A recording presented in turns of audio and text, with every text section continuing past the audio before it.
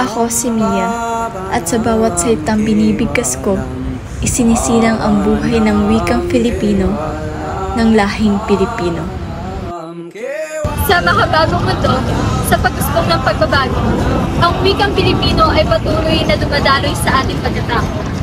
Ito ang alingaungaw ng ating pinagmulan, ang sinulit ng kahapon at ngayon, ang wika ng pag-ibig at paglaya, ng panitigana at pakikibaka, at ng lihim at lantad na pakikisalamuha.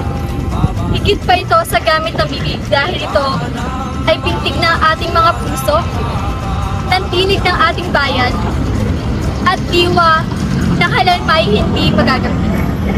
Ako'y Pilipino at ito ang wika. Kewalam, Pabanam Kewalam,